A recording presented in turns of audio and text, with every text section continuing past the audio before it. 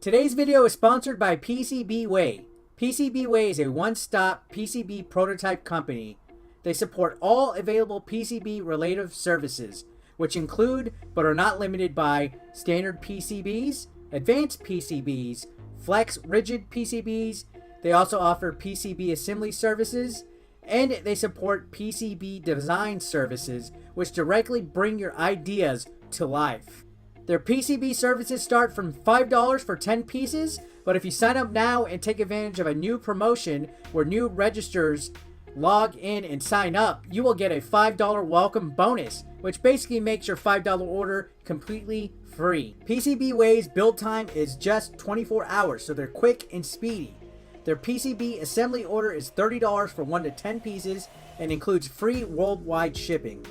PCBWay services also specialize in prototyping and small volume production, making PCBWay the one-stop destination of boards fabrication and assembly. With the best value, fast turnarounds, low minimums, and on-time shipping, PCBWay is committed to solving issues of PCB procurement and meeting customers' various PCB procurement needs. Check out PCBWay today. Link below in the description. Hey guys, how's it going? It's 8-Bit Eric. Today we're going to do something fun. We're going to do another tier list. Today's going to be Legend of Zelda games. Now, Legend of Zelda is probably one of my most favorite franchises of all time. Ocarina of Time is actually my most favorite video game of all time.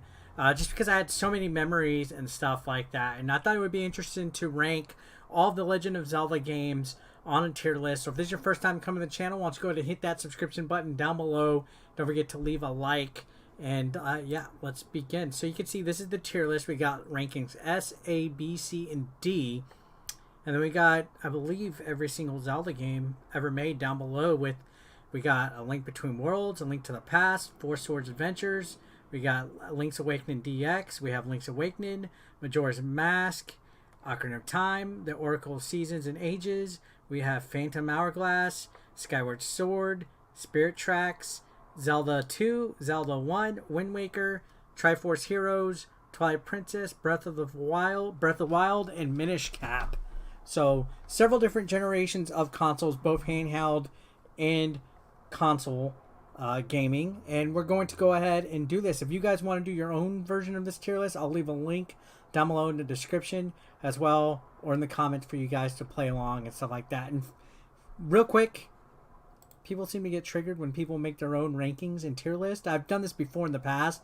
People are like, oh my god, did you really rank that game that high, blah, blah, blah. That's the beauty of opinion, ladies and gentlemen. Your list may not be the same as mine. I might like a game a little bit less than you. You might like a game a lot more than me. It's opinion. Don't let it hurt you. So, here we go. First game that we see right here is A Link Between Worlds. So this came out on the 3DS a while back. It was a direct sequel to A Link to the Past. Me, personally, I dug it. I had a lot of fun with it. Now, is it an S-tier Zelda game? No. But I will say it's a solid A. It had that game mechanic where you can go from like 3D to 2D against the walls and stuff, and that made a really good dynamic with some of the puzzle solving, especially in the dungeons and stuff. So I got to give it props. When I first initially saw it revealed, I was like, wow, it's going to be the same map as A Link to the Past, and it's going to be like, you know, a game that takes place in that timeline. And I felt they did a pretty good job making something that was a sequel to it. And A Link to the Past is cherished by a lot of people. It's probably one of the most favored Zelda games of all time. And guess what? It's up next on this list. So, A Link to the Past.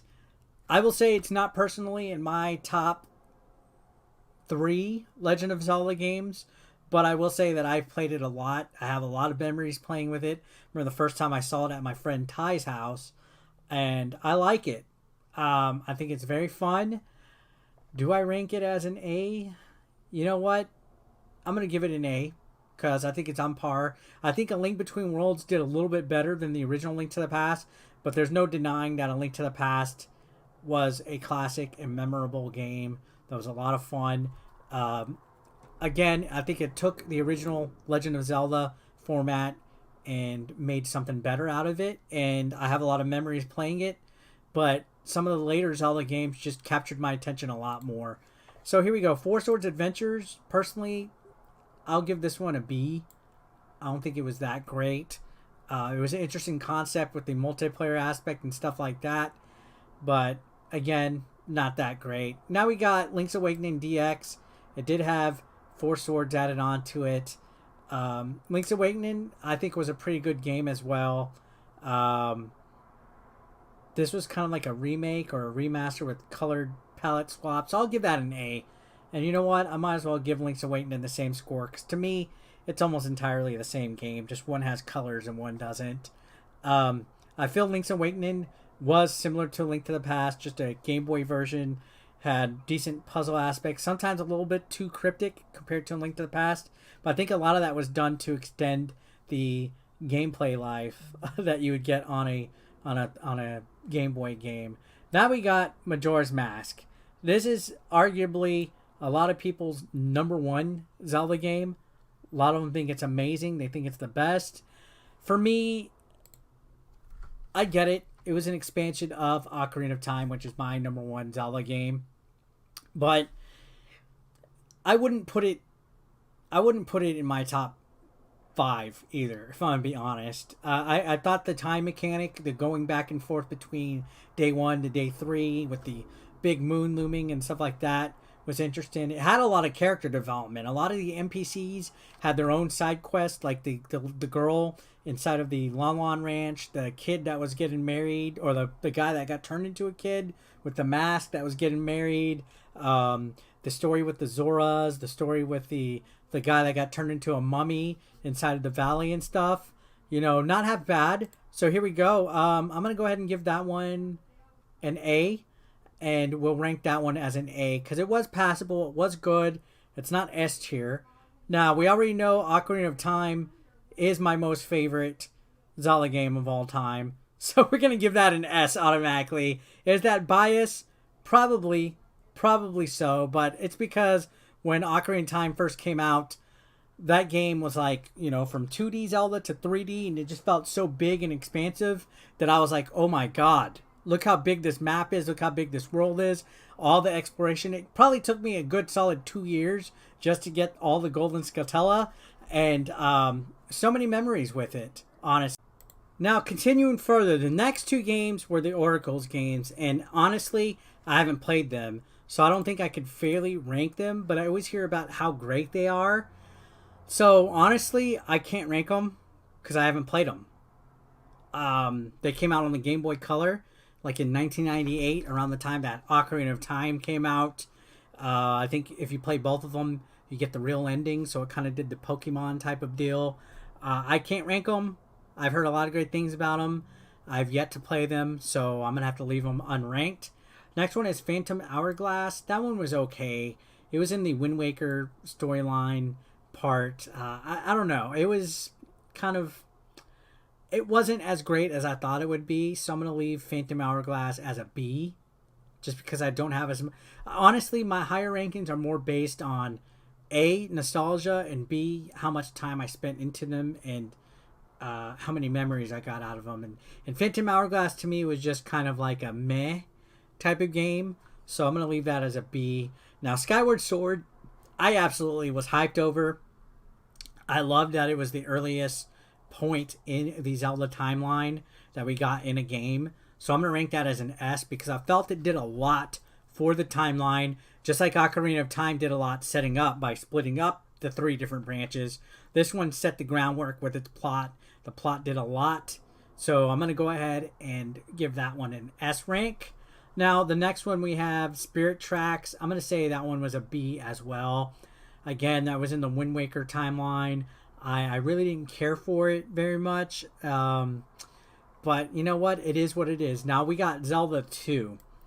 I'm going to give that one a B. I know a lot of people love Zelda 2. They love that it was a 2D side-scrolling Zelda. They felt that it gave a little bit of change to the Zelda series. To me, I've almost beaten it. I can get as far as to the actual temple where it's the final temple. It's just absurdly hard. And I know they went above and beyond to make it feel a little bit different than the original Zelda game. But to this day, there's just something about it that I just can't really get behind. Not that it's bad by any means. It's just, I just can't get with it. The next one's the original Zelda. I'm going to go ahead and give that an A.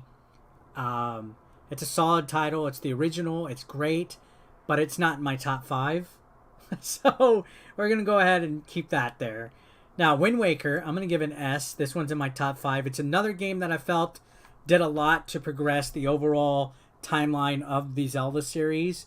It took place hundreds of years after Ocarina of Time. It was in a different timeline. I believe it was in the timeline where Link was defeated. So Hyrule was flooded. It has a lot of background and lore to the history of what happened in the land of Hyrule. And I thought the cartoony look was amazing. Had a lot of fun with it, so we'll leave it there. Now, Zelda Triforce Heroes came out on the 3DS, and it was more like of a puzzle type of adventure game. You had to use 3 different links to solve your puzzles and stuff like that. I'm going to give it a B. It was okay. It wasn't exactly a mainline Zelda game. Didn't really progress the plot very much. It was fun with some of the elements and stuff, but I'm going to go ahead and just give it a B. Next up, we got Twilight Princess. And again, just like Skyward Sword and Wind Waker, I feel it did a lot to progress the plot. I absolutely adored it. I had a lot of fun with it. It was a darker, more realistic looking game than Wind Waker. I felt that it did a lot with the lore and background, and it took place in a different timeline than Legend of Zelda, Ocarina of Time, and Wind Waker. So Wind Waker and Twilight Princess took place in 2 different timelines, and I actually like it a lot. Now, Breath of the Wild, I think that is probably the second best Switch game of all time, behind Mario Odyssey, of course. But I would put that there just because it felt like a real huge AAA Zelda game. And I felt that it did a lot as well with the lore and the timeline. And then Minish Cap, I'll give that one a solid A. I thought that one was great. The only thing I didn't like about it was that it was on handheld. So this is my rankings right here, guys. I know I might have triggered a lot of you guys that might have thought Minish Cap, the original, like some of these should be S's and some of these should probably be B's. Honestly, I don't think there's such thing as a bad Zelda game besides the CDI ones. So nothing is below a B. So yeah, guys, thanks a lot for watching. Let me know your thoughts in the comment section down below. Again, this is my opinion, so don't be a dick.